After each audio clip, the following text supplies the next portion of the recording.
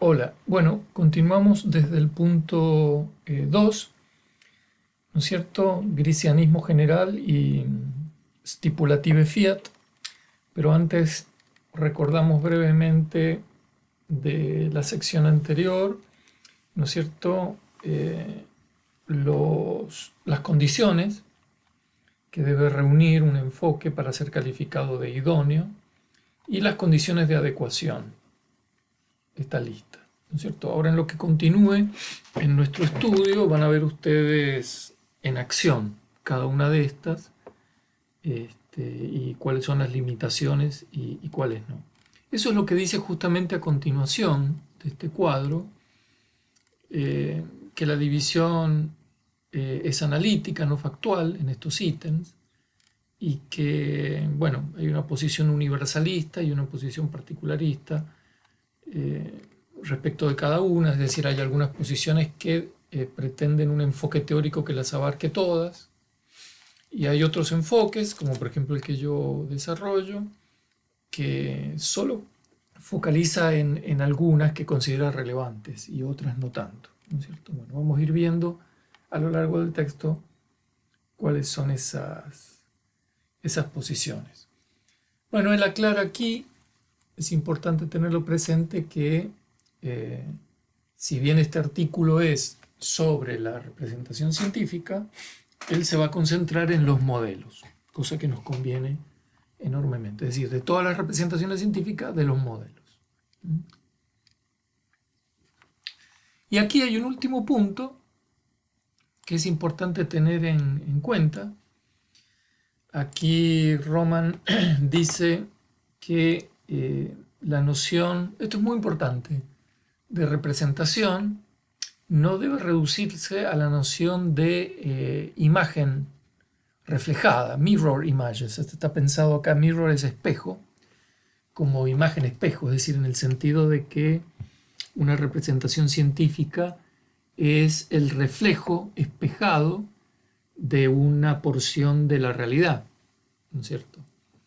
Existe esta tentación, por ejemplo, cuando uno piensa en la maqueta del puente del arquitecto y después cuando se construye el puente, uno parece el reflejo espejado del otro, ¿no?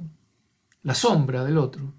Pero él dice que no es así, de que ese es un modo de entender la noción de representación, pero nosotros vamos a mantener presente esta idea, porque esta perspectiva, la de la representación como mirror image, es una noción muy, muy fuerte y muy encubridora que se llama representacionalismo, ¿no es cierto? Esta idea de que el modelo se corresponde con la realidad, no sé, así como los físicos, por ejemplo, hablan del átomo, cuando en realidad están hablando del modelo y no de la realidad, ¿no es cierto? Pero presuponen con representacionalismo que el átomo es un reflejo espejado de la realidad y no es así, ¿no es cierto? Ese sería un caso. Bueno, y acá hay un cuento que él recomienda leer, yo también, este de Borges, que es muy divertido, sobre la exactitud de la ciencia. Es un cuento que debe tener menos de una plana. Pueden verlo ustedes y es muy divertido sobre el tema de la modelización y lo que estamos estudiando ahora, sobre Borges, sobre la exactitud de la ciencia. Está en castellano el texto.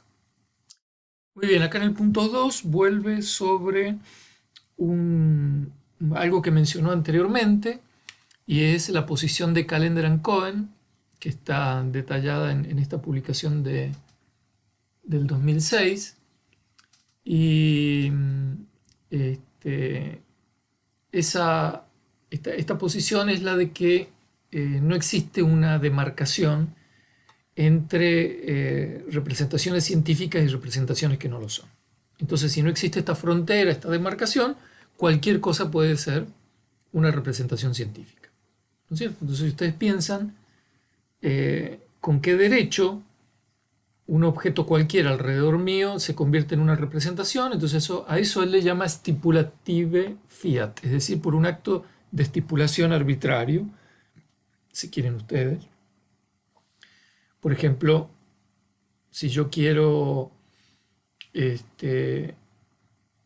contarle a alguien de un accidente entre dos autos, puedo tomar como representaciones de los autos para explicar el accidente cualquier par de objetos que me dé la gana. No sé, un paquete de cigarrillos y un encendedor, el mouse y un teléfono, mi libreta de notas y no sé, y un calzador o el control del televisor, cualquier par de objetos. Entonces, piensen ustedes que por un acto arbitrario de estipulación, el control remoto no deja de ser un control remoto, pero se convierte en representación de un auto para explicar un determinado accidente. Bueno, eso está en el corazón aquí del grisianismo general, como lo llama acá, ¿no es cierto? Hay condiciones aquí bien marcadas y que en este grisianismo y que es importante tener presente. En primer lugar, hay una subsidiariedad, ¿no es cierto? Es decir, el control remoto de mi televisor se convierte en auto, es decir, en una representación científica, en función de que es subsidiaria de las representaciones en general como representaciones mentales. Eso es lo que dice acá, ¿cierto? Ese es un punto importante porque algo se convierte en una representación en tanto y en cuanto reenvía a un núcleo de noción de representación. Este núcleo es, básicamente, en esta perspectiva, que las representaciones son representaciones mentales, ¿no? Acá dice, por ejemplo, of this stage only the second require serious philosophical work, es decir, explicar que las representaciones en función de portadores de contenido. Claro, los portadores de contenido para esta perspectiva son las representaciones mentales, ¿no es cierto? Entonces, el control remoto de mi televisor se convierte en una representación respaldado en la idea de que por un acto arbitrario de estipulación, yo reduzco el control remoto a, su función en virtud de las representaciones mentales que yo tengo con ciertos objetivos, con ciertas funciones, ¿no es cierto? Aquí dice Scientific Representation, dice Derivative Kind of Representation, ¿no es cierto? Derivativo en el sentido de que es subsidiario. Y por lo tanto cae dentro del primer tipo de modo de entender las representaciones, que son representaciones mentales. Acá dice, it is reduced to mental representation by an act of stipulation. Es decir, yo decido que el control remoto es la representación de mi auto, con lo cual estoy reduciéndolo a una representación mental.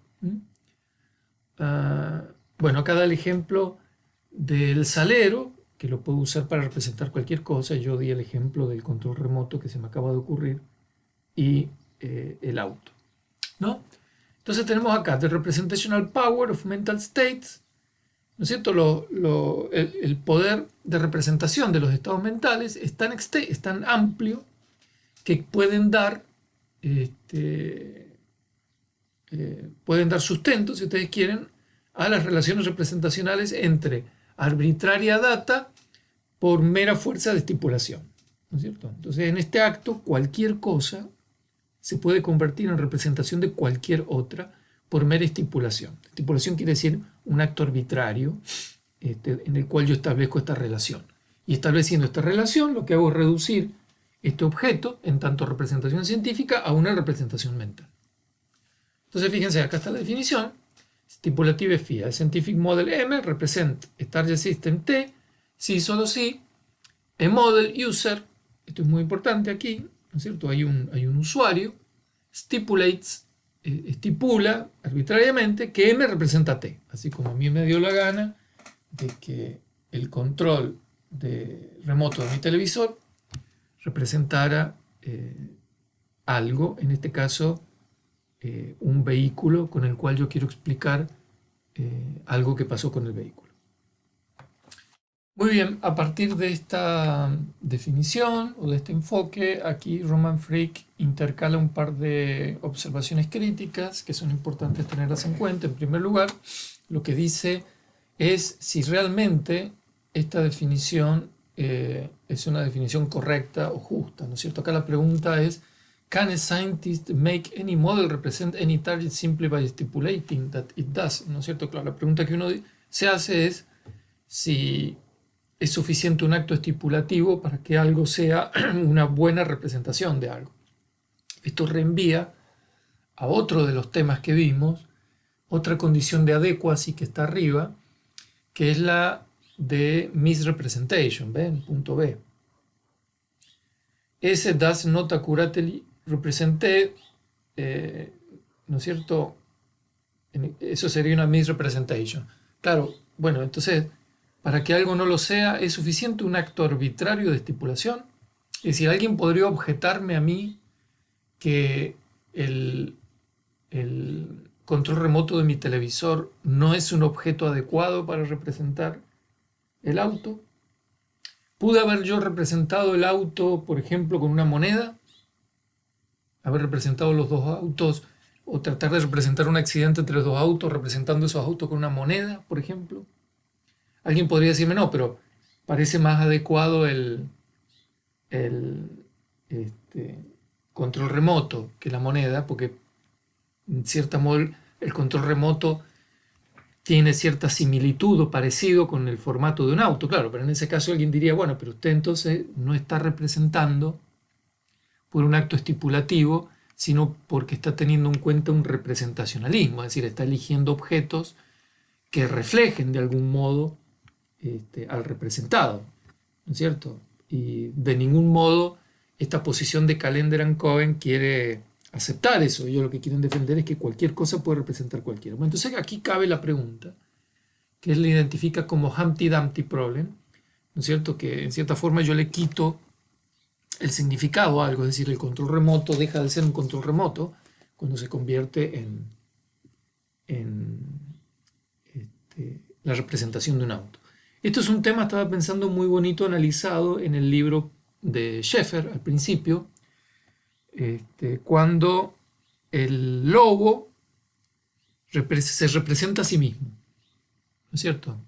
Reenvía a eso, es un tema interesante para la indagación. Bueno, y el segundo tiene que ver con su rugged reasoning, ¿no es cierto? Es decir, es que la moneda representando el auto y el control remoto representando el auto, los dos permiten el mismo nivel de formulación de hipótesis, que es lo que dice surrogate reasoning, que está acá. ¿Ven? Surrogate reasoning, recuerden ustedes, es otro de las condiciones de adecuación, es decir, que el modelo, la representación científica, perdón, debe permitir formular buenas hipótesis sobre aquello que representa.